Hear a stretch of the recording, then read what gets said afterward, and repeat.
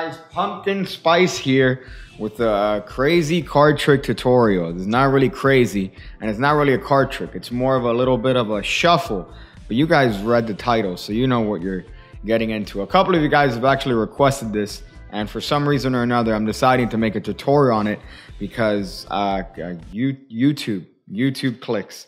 So I'm talking about the one-handed shuffle, which I don't think there's a better deck to demonstrate it with than the super edgy Hellions deck. You could see the edge just oozing out of these cards. Oh yeah. So the one-handed shuffle, as you saw from that very cinematic intro, looks a little bit like this, where you're able to weave the cards here in the back and you're able to complete the shuffle with one hand. Again, the equivalent of one of these, however, done entirely with one hand. So therefore people are like, wow, you are really good at that. You are so good. Man, I wish I could make babies with you based on your abilities to complete a one-handed shuffle. Look, let's see it from here. It looks pretty hot from here. If you do it like this, right, you get that nice little hotness from the back. You give the spectators one of the back view, if you know what I mean, right? You weave the cards, and then guess what?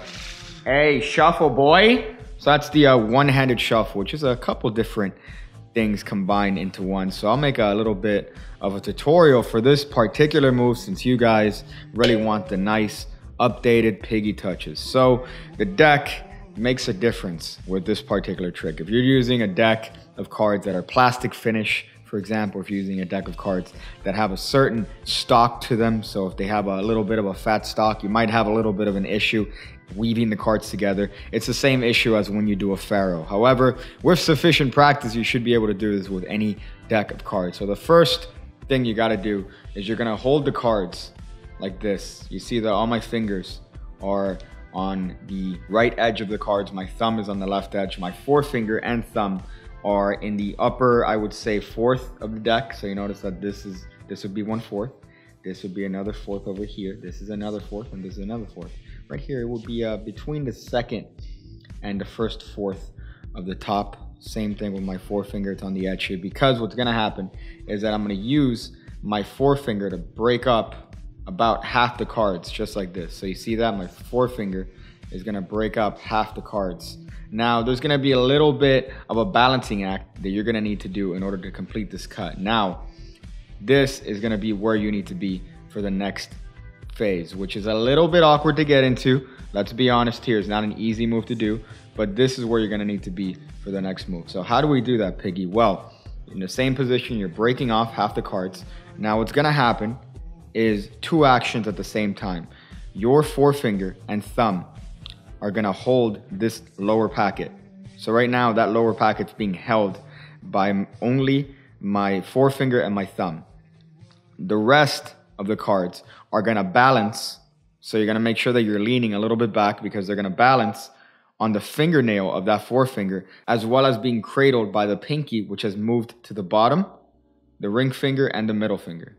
So you notice what's happening here. The reason that the pinky moves to the bottom is so that, guess what? The cards don't fall on the ground. So you notice that when I do the action, the pinky is making sure that the cards don't fall on the ground, and my thumb and forefinger are holding that lower packet. Oh yeah, so you're gonna feel a little bit strange initially when doing this because you're balancing this half. So this half is just balancing right now. If I lean, it's gonna roll over.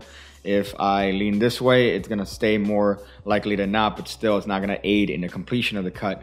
But however, just know that it's very loose. So the only thing that's holding it right now is the fact that there's friction on my fingertips, as well as the pinky is preventing it from falling all over the floor, and you have one of those embarrassing moments in high school where everyone's pointing at you and laughing and then saying, hey, haha, that's why your mom works down at the diner, because you can't even complete a one-handed shuffle. Anybody could do a one-handed shuffle.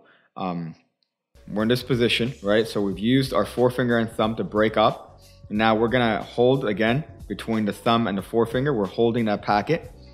And what's gonna happen now is that your goal is to get your forefinger of the right hand to this position between the packets. So now what's happening is that your middle finger and your forefinger are stretched, holding this original upper half.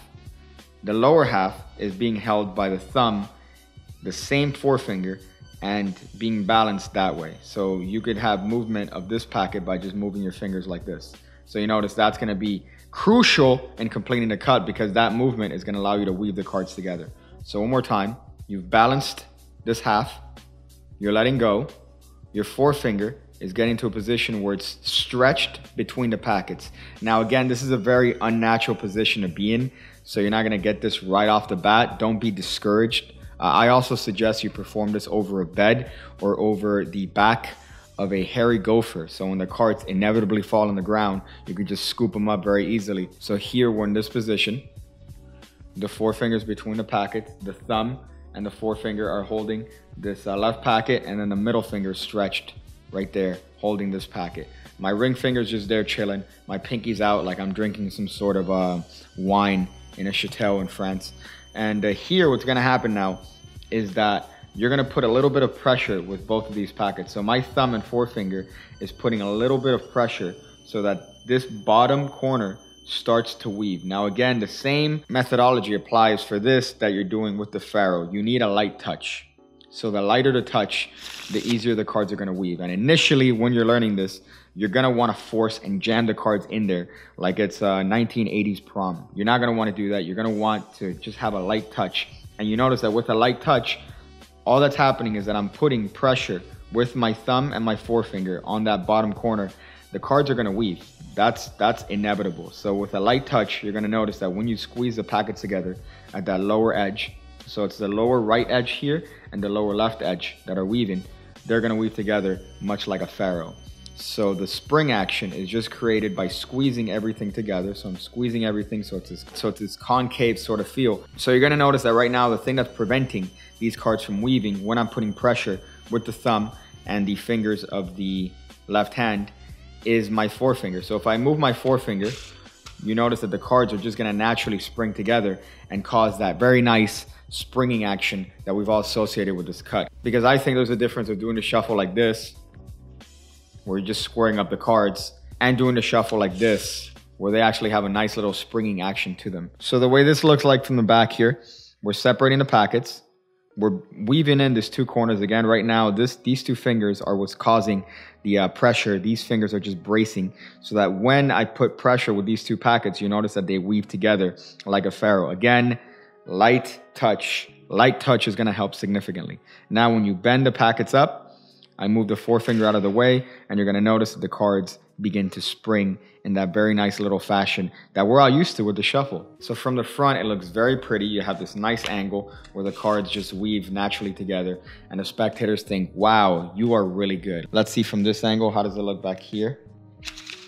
Not so good, not so good. So the best angle for this is definitely from the front. So definitely the best angle for this is right here towards the front, where you're able to weave the cards and they see the nice little spring action. It's like, imagine if you're doing this sort of shuffle, but with one hand. So the spectators don't typically see that. They're gonna be very impressed, and you're gonna be able to wow them with your next 87 phase ambitious card routine. So that is the one-handed shuffle. I hope you guys learned a little bit of touches. Again, my best advice is to have a light touch.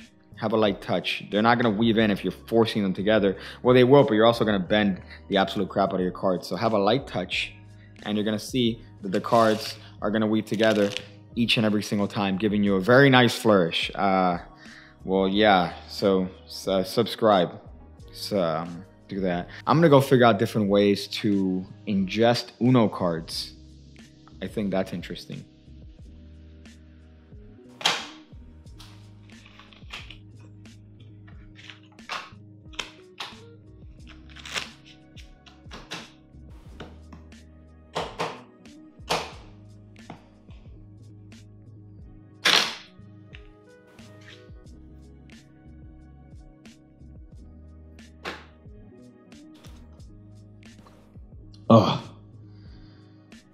Oh, that tastes awful. Do it for the vine. You're doing it for the vine. Oh.